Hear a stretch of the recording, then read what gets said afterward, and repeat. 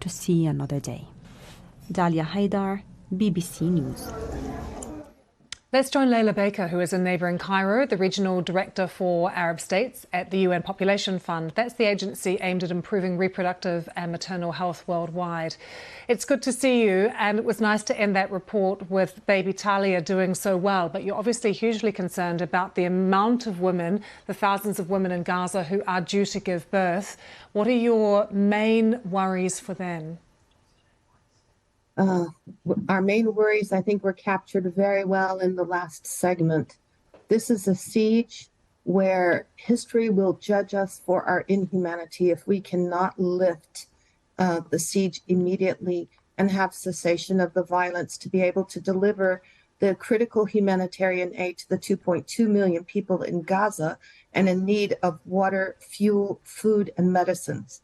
In the case of women like the mother Jumana, who just gave birth, Jumana.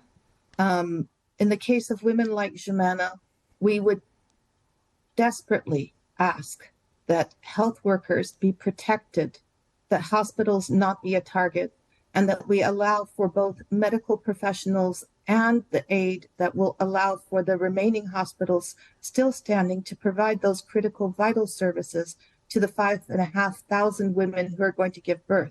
We also ask that they be able to reach those facilities without the fear of getting bombed or desperately trying to flee from the violence. Laila, 5,500 women, you've just said. You have to assume that some of those births might be difficult or there will be complications. Do these hospitals right now have any kind of resources or facilities to cope, for instance, with a baby that is unwell or a baby that is premature? Unfortunately, the answer to that is very little capacity and dwindling every second, not only every day. As the fuel runs out in the remaining hospitals, incubators are at risk of being disconnected.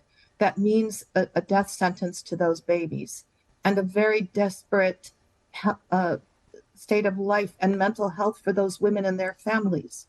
We've also heard of women who have resorted to writing the names of their children on their limbs for fear of being separated when their children, if there's a bombing and they're separated from them or they're maimed or God forbid that they die.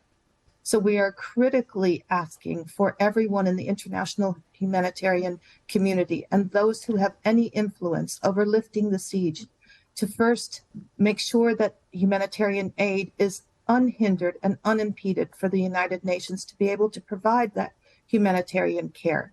Secondly, that we respect the rules of engagement.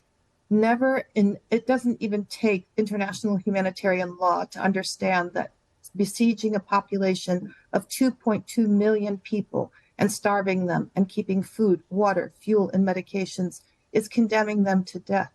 So Laila, with these aid trucks that people hope will eventually make their way in, there are a few. Obviously, food, fuel, water are the priorities. But I wonder too about menstrual supplies for the women and girls of Gaza. That's a good question. We have, as the United Nations Population Fund, we have pre-positioned humanitarian aid that includes menstrual supplies. They are in short supply in the local market, and it's difficult to get them. Access is difficult, safety and security is difficult. And for many women who live in very overcrowded shelters with little water, bathing, personal hygiene is a problem. We've also heard stories that women and girls have started to take hormonal pills, much like a contraceptive pill, to stop their periods. That is a devastating measure and a desperate one that we know will have impact on generations of girls to come. Laila, thank you. We have to leave it there, but thank you very much for joining us from Cairo. Let's take you to our Middle East correspondent.